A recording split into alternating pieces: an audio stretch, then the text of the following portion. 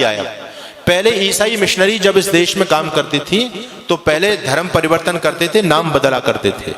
अब वो लोग भी सतर्क और सावधान हो गए। वो लोग अब नाम नहीं बदलते, क्योंकि नाम बदलेंगे तो लोगों की आंख खुल जाएंगी, अरे हमारे इतने भाई कन्वर्ट हो गए, ईसाई बन गए। तो नाम वही रखते हैं लेकिन अंदर से धर्म परिवर्तन करा देते हैं, जिससे हम लोग गफलत में सोते रहे। आप लोगों ने छत्तीसगढ़ के मुख्यमंत्री होते थे, नाम था अजीत जोगी।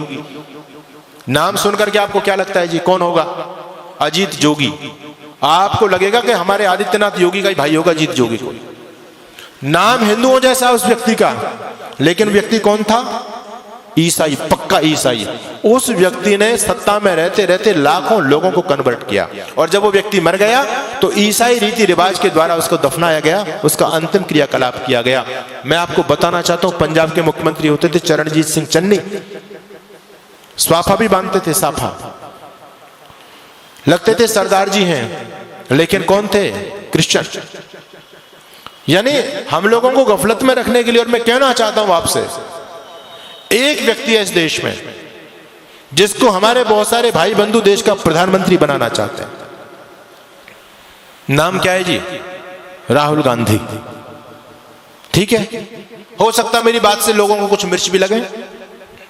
नाम है राहुल गांधी, लेकिन कौन है? धर्म से बताओ मुझे, क्या धर्म है उस व्यक्ति का?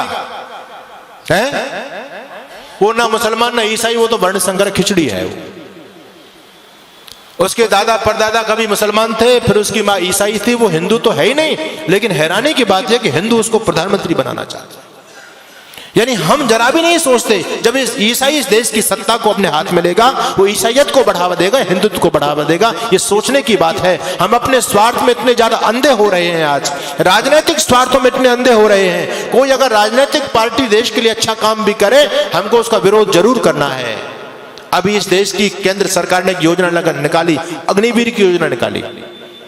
लोगों के पेट में दर्द हो रहा है, राजनीतिक लोगों के पेट में दर्द हो रहा है, आने वाले भविष्य को नहीं देख पा रहे। मैं आपको आगाह करना चाहता हूं, इस देश में भयंकर गृह युद्ध होने वाला है, टल नहीं सकता, अवश्य में भावी है, रुकेगा नहीं वो। और उसकी उन लोगों ने तैयारी कर रखी है पूरी तरह से। उनका छोटा छोटा बच्चा बम चलाने में, पत्थर फेंकने में, तलवारबाजी में, चैनबाजी में एक्सपर्ट है। उनकी लड़कियां भी एक्सपर्ट हैं। आपके बच्चे क्या जानते हैं?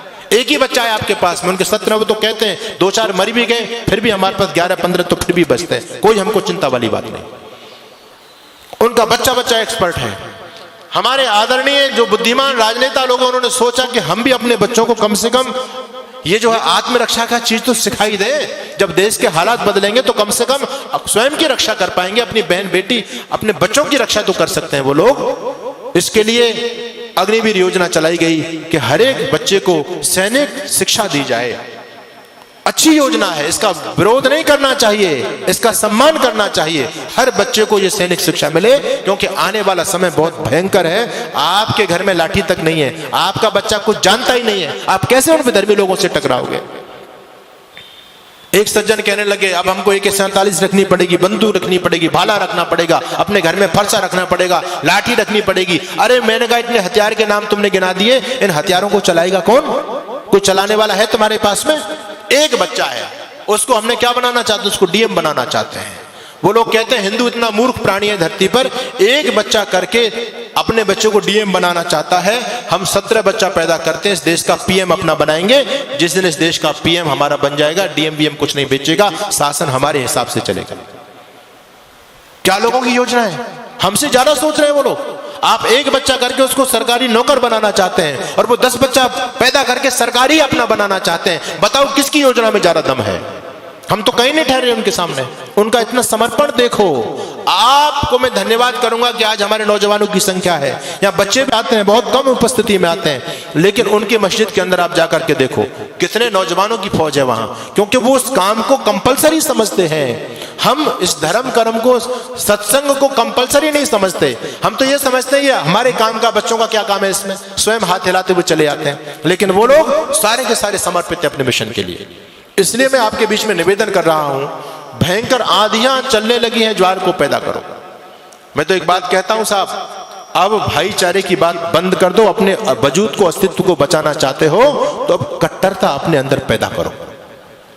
हम दुनिया से इसलिए खत्म हो गए, सारी उदारता की ठेकेदारी हम लोगों ने अपने ऊपर ले रखी है। बस तुम भाई भाई चिल्लाते रहे, वो तुमको चारा बना करके चाट गए। बड़ी हैरानी की बात है, आज भी लोगों की आंखें नहीं खुल रही हैं। ये राजनीतिक दल आपस में हम लोगों को लड़ा करके, ये तो नालायक लोग हैं, अपना उल्लू सीधा कर रहे हैं, लेकिन हम भोले भाले भाई आपस में लड़ रहे हैं।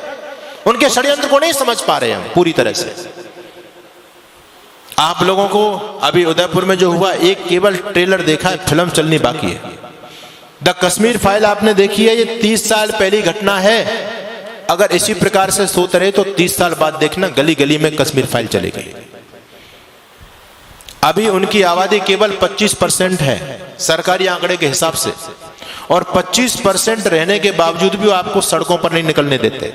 रामनवमी का जुलूस नहीं निकाल सकते आप, हनुमान जयंती का जुलूस नहीं निकाल सकते आप। निकालने का प्रयास किया, क्या स्थिति हुई। आपके राजस्थान में बहुत सारे जिले हैं, आप वहां जाकर के देख लीजिए। हम 26 जनवरी 15 अगस्त पर तिरंगा यात्रा नहीं निकाल सकते। अभी वो केवल 25% है, तब आपको सड़क पर नहीं निकलने दे रहे हैं। जिस दिन 40 और 50% हो जाएंगे, आप लोग क्या सोचते हैं कि आपको अपने घर में रहने देंगे? वो संभव ही नहीं है। अपने